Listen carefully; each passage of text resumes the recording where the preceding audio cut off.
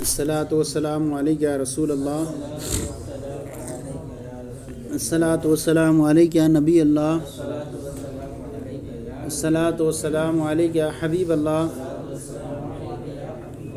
وعلی آلک و اصحابک یا نور اللہ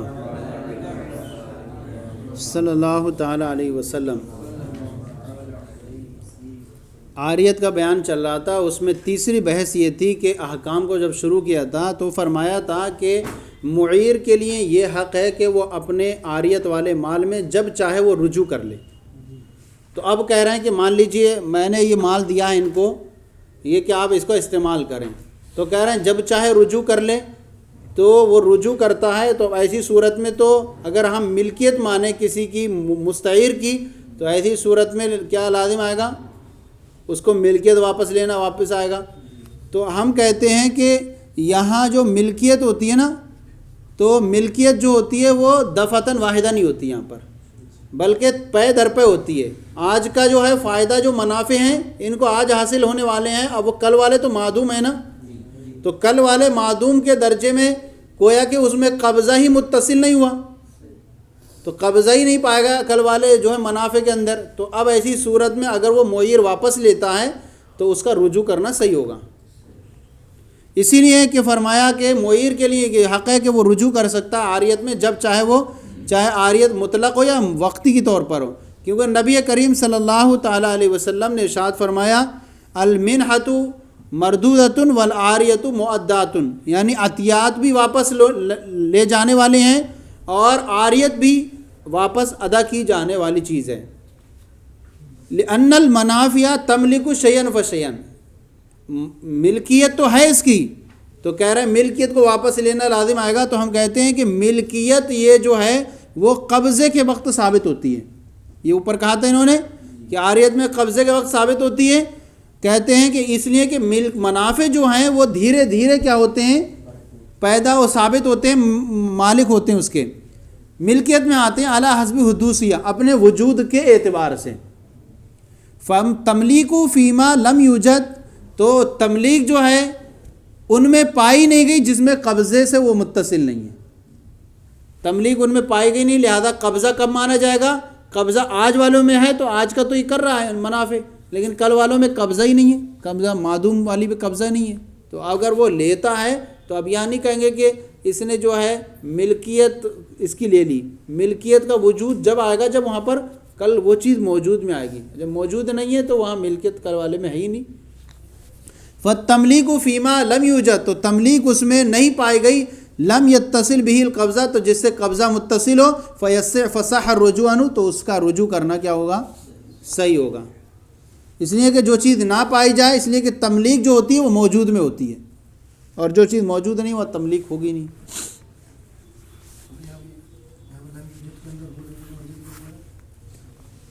فتملیک کیا؟ ہاں، تملیک ان شے میں یا اس عاریت میں، اس شے میں جو ہے پائی نہیں گئی۔ اب فرماتے ہیں والعاریۃ امانۃ ان ہلاکت من غیر تعد، عاریت جو ہے وہ امانت پر ہوتی ہے اس کے پاس، اگر وہ بغیر تعدی کے ہلاک ہو جائے تو ضمان ادا نہیں کرے گا۔ لے گیا تھا گھر پہ اور وہاں پر گھر پہ رکھی تھی، اچانک آفت سماوی سے کیا وہ ہلاک ہو گئی، تو اس کی بنیاد پر وہ ضمان ادا نہیں کرے گا۔ کہہ رہے ہیں عاریت یا امانت ہے، اگر وہ ہلاک ہو جائے تو ایسی صورت میں کیا ہے، ضمان ادا نہیں کرے گا۔ لیکن امام شافعی فرماتے یضمن، وہ ضمان دے گا، کہتے ہیں لأنہ قبض مال غیرہ لنفسی، اس لیے کہ اس نے جو ہے غیر کے مال پر قبضہ کیا ہے اپنے لیے، اپنے لیے قید لگا کر احتراز ودیعت سے، کیونکہ ودیعت میں جو وہ قبضہ کرتا ہے وہ دوسرے کے لیے کرتا ہے۔ کہہ رہے ہیں کہ یہاں پر جو ہے اس لیے ضمان دے گا کیونکہ غیر کے مال پر اس نے اپنے لیے قبضہ کیا ہے، اور نہ اس وجہ سے قبضہ کیا کہ یہ کوئی کسی چیز کا مستحق بنا ہو، تو مستحق ہونے سے احتراز ہے اجارے سے، کیونکہ اجارے میں کوئی کام دے کر کے وہ مستحق ہوتا ہے۔ تو یہ دونوں چیزیں بھی نہیں ہیں، نہ تو یہ کیا ہے دوسرے کے لیے قبضہ کرنے والا ہے، اور نہ یہ کسی کا دینے کی وجہ سے مستحق ہوا ہے، تو اب صرف اپنے لیے قبضہ کرنے والا ہوا، اور اپنے لیے قبضہ کرے اور ہلاک ہو جائے تو وہ ضمان دے گا۔ تو کہہ رہے ہیں کہ اس نے جو قبضہ کیا ہے غیر کے مال پہ اپنے لیے، اور نہ کہ اس وجہ سے جو استحقاق کو ثابت کرنے والی ہے، تو یہ ضمان ادا کرے گا۔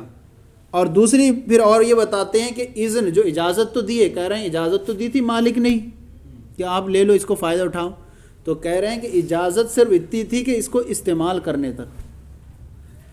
وعلیکم السلام ورحمۃ اللہ۔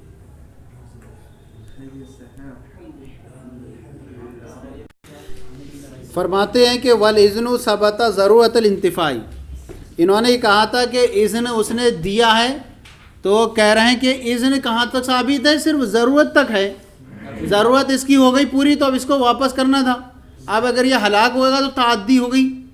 تو امام یہ فرماتے ہیں کہ ضرورت اذن جو حاصل ہے اسے انتفاع کی ضرورت کی وجہ سے ثابت ہوا ہے، فلا یظہر فیما وراءہ، تو اس کے علاوہ میں، ضرورت کے علاوہ میں یہ کیا ہوا؟ اذن ثابت ظاہر نہیں ہوگا۔ ولہذا کانا واجب الرد، اسی وجہ سے جو ہے عاریت یہ کسی دوسرے کا مال ہے، اسی وجہ سے اس کا لوٹانا واجب ہے۔ وسارا کل مقبوض علی صوم الشراء، یہ تو ایسا ہو گیا جیسے کہ مقبوض علی صوم الشراء کی طرح، یعنی خریدنے کے مول بھاؤ کے ارادے سے کوئی قبضہ کرے کسی چیز پر اور پھر اس کے پاس ہلاک ہو جائے وہ چیز تو اس کا ضمان دیتا ہے، تو ایسے ہی یہاں پر کہ اس نے جب ضرورت پوری ہو گئی اس کی تو اب اس پر لوٹانا واجب تھا، اب نہیں لوٹایا، ہلاک ہو گئی تو اس کو ضمان دینا پڑے گا۔ جیسے کہ کوئی خریدنے کے ارادے سے مول بھاؤ کر رہا تھا، اس کے پاس کیا ہو گئی ضمان دے گا، تو ایسے ہی یہاں پر بھی اس کی ضرورت پوری ہو گئی تو اس کو ضمان دینا چاہیے۔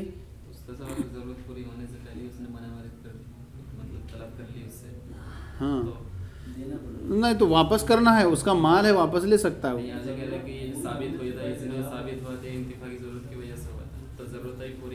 ضرورت یہ مان لیجئے کہ ضرورت جو ہے نا فائدہ درجہ بدرجہ آتا ہے۔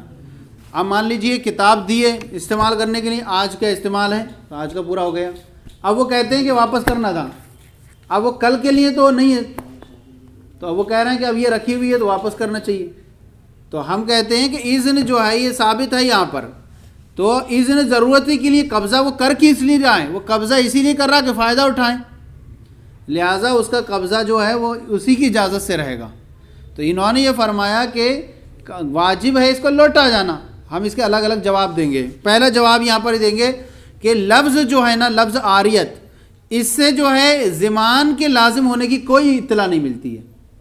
لفظ عاریت جو ہے اس سے کہیں پہ ضمان کا کوئی التزام ہے، ضمان کا کوئی پتہ نہیں چلتا ہے، خبر نہیں دیتا ہے، اس لیے کہ لفظ جو ہے جس سے عاریت منعقد ہوتی ہے اسے ضمان ثابت نہیں ہوتا ہے۔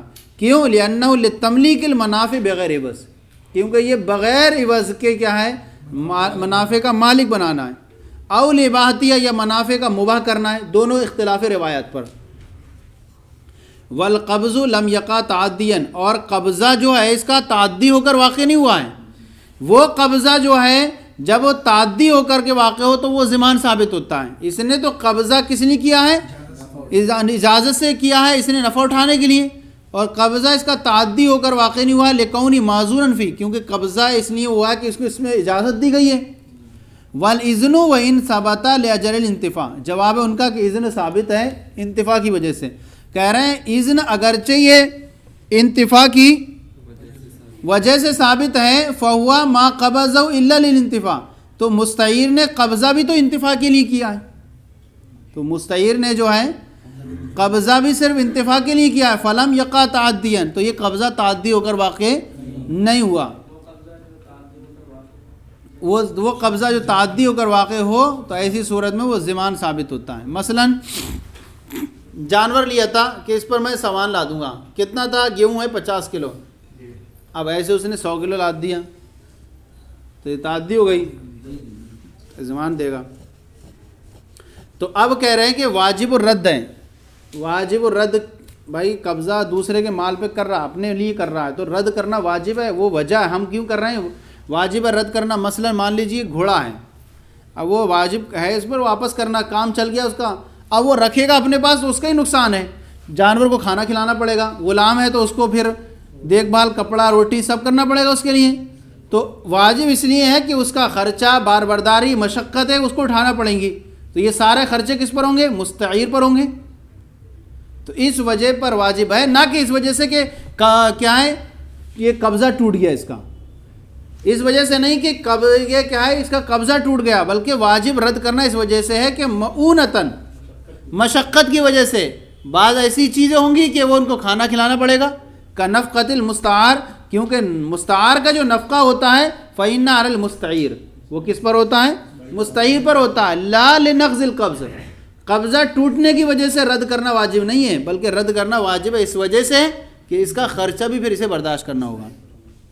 والمقبوض علی صوم الشراء، جو آپ نے مقبوض علی صوم الشراء پر قیاس کیا کس کو؟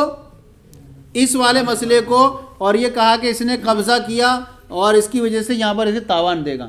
ہم کہتے ہیں کہ مقبوض علی صوم الشراء جو ہوتا ہے کوئی انسان کا عقد شروع کرنے لگے، مول بھاؤ کرنے لگے، اسے جو ہے اس کی طرح مانا جاتا ہے جو کوئی خرید و فروخت کر لے، عقد فی شروع کرنے والے کو اس کی طرح مانا جاتا ہے جو کوئی خرید و فروخت کر لے، خرید و فروخت کر لی، اب جو ہے ثمن نہیں دیا تھا کہ مشتری کے پاس وہ مبی ہلاک ہو گئی تو ثمن وہ تاوان ادا کرے گا، تو وہ اس کے درجے میں اس کو مانا جاتا ہے مقبوض علی صوم الشراء کا، گویا کہ اس کو جو ہے عقد کا حکم شامل ہو جاتا ہے۔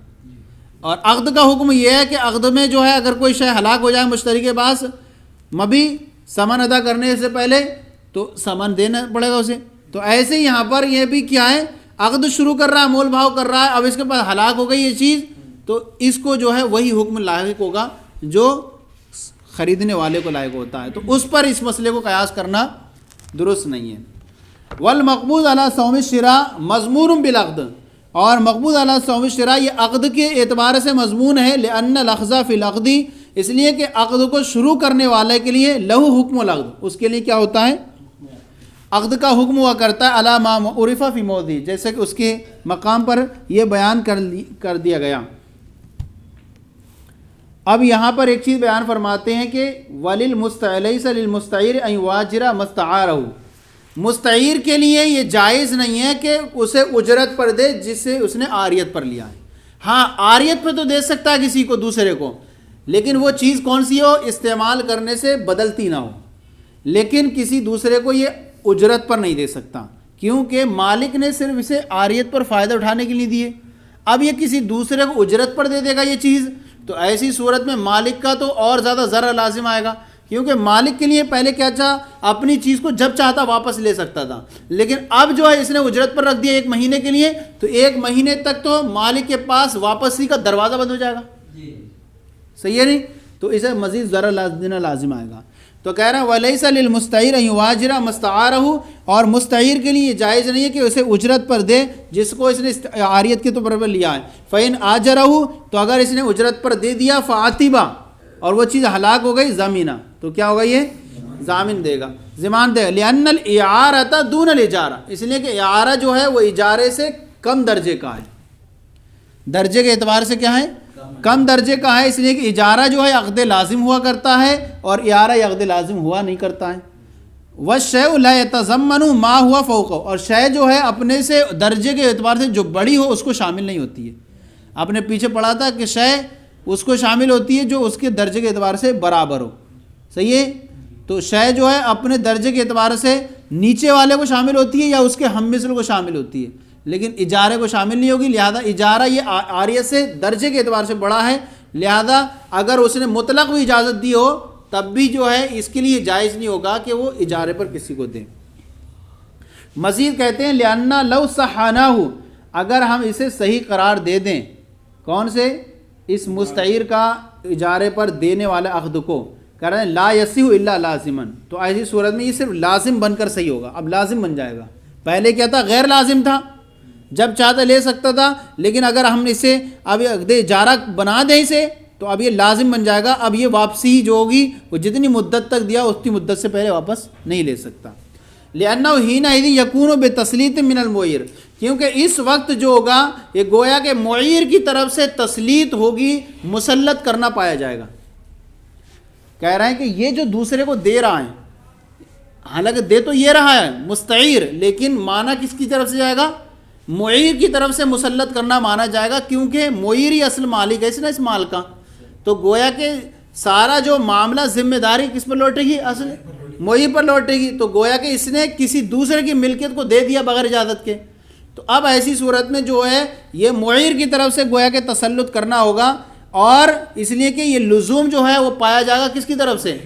معیر کی طرف سے۔ لازم کرنے کی اس کو اجازت ہے ہی نہیں، جب خود اس کے اوپر لازم نہیں ہے، جب چاہے معیر لے سکتا ہے، تو یہ کسی دوسرے کو تھوڑی لازم کر سکتا ہے۔ تو گویا کہ لازم کرنا کس کی طرف سے پایا جائے گا؟ معیر کی طرف سے۔ اب کہتے ہیں وفی وقوعی لازماً زیادت ضرر بالمعیر، اور کہہ رہے ہیں اس کو لازم واقع کرنے میں، یعنی اجارے کو واقع کرنے میں ایسی زیادتی لازم آئے گی جو معیر کو ضرر زیادہ دینے والی ہے۔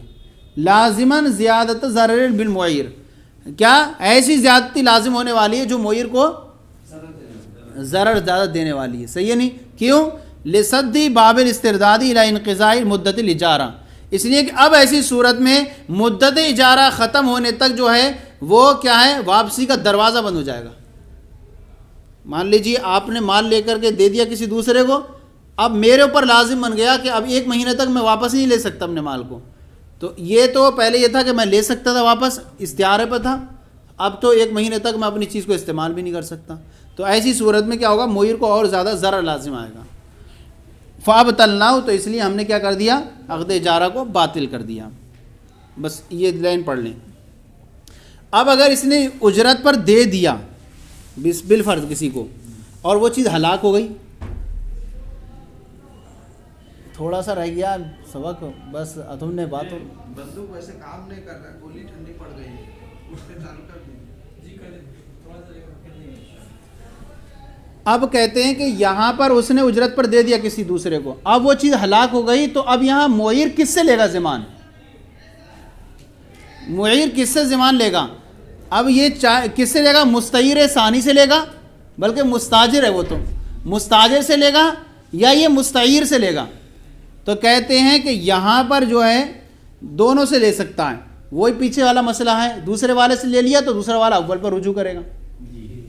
کہہ رہے ہیں فَإِنْ آجَرَهُ، اگر یہ معیر مستعیر نے اسے اجرت پر دے دیا، ضامنہ تو یہ ضامن ہوگا حِینَ سَلَّمَهُ، جس وقت اس نے مستعیر نے اس کو سپرد کر دیا، لِأَنَّهُ إِذَا لَمْ يَتَنَاوَلُ الْعَارِيَةَ عَارِيَةُ كَانَتْ غَصَبًا، اس لیے کہ جب عاریت اجارے کو شامل نہیں ہے، اجارے پر دیا کسی دوسرے کو اس نے، اس لیے کہ عاریت یہ اجارے کو شامل نہیں ہے، تو ایسی صورت میں کانا غصباً، تو کیا ہوگا؟ غصب ہوگا، اور گویا کہ غصب کر کے اس نے کسی چیز کو دی ہے۔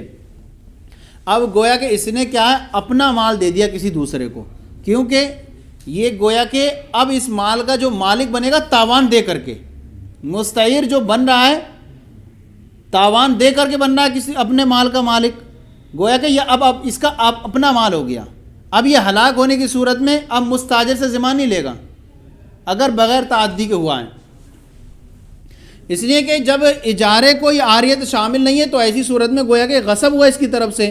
وَإِنْ شَاءَ الْمُعِيرُ ضَمَّنَ الْمُسْتَاجِرَ، اور اگر معیر چاہے تو مستاجر اجرت پر دیے جانے والے سے ضمان لینے والے سے ضمان لے لے، لِأَنَّهُ قَبَضَهُ بِغَيْرِ إِذْنِ الْمَالِكِ لِنَفْسِهِ، اس لیے کہ اس نے جو ہے مالک کی اجازت کے بغیر اپنی ذات کے لیے اس پر قبضہ کیا ہے۔ مالک نے اجازت کہاں دی تھی کہ تم اس پہ اجرت پر لو، تو اس نے کیوں لے لیا اجرت پر؟ ہم نے تو دوسرے کو عاریت پر دیا تھا، تو اس نے گویا کہ مالک کی اجازت کے بغیر اپنے لیے عاریت پر قبضہ اجارے پہ لیا ہے۔ ثم ان ضمن المستعیر، پھر اگر معیر نے مستعیر سے ضمان وصول کر لیا، اگر مستعیر سے ہی ضمان وصول کر لیا، لا یرجع علی المستاجر، تو ایسی صورت میں جو ہے یہ مستعیر مستاجر پر کیا کرے گا؟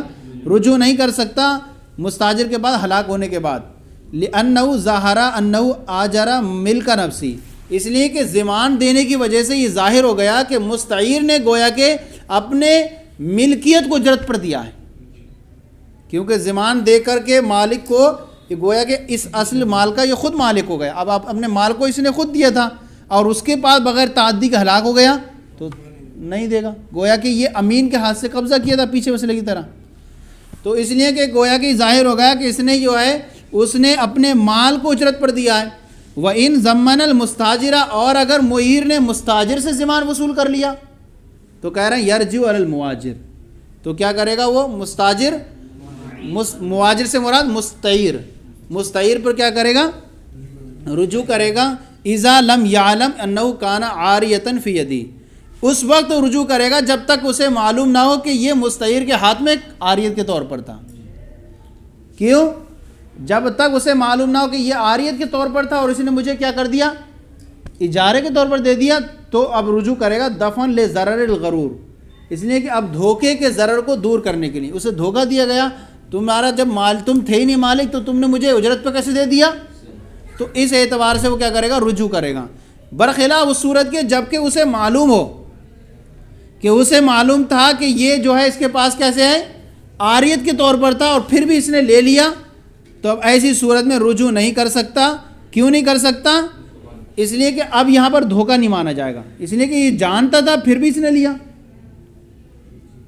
تو اب ایسی صورت میں یہاں پر رجوع نہیں کر سکتا. اب یہ ہلاک ہونے والا جو مال ہوگا وہ اس کا ہی رجوع ہوگا، کیونکہ اب ایسی صورت میں لیا اس نے، تو اب وہاں پر غار کی طرف سے جو ہے دھوکہ نہیں پایا گیا. جب دھوکہ نہیں پایا گیا گویا کہ اس نے خود اپنی جان بوجھ کر لیا ہے، تو اب رجوع نہیں کر سکتا. چلیں صلو علی الحبیب صلی اللہ علیہ وسلم.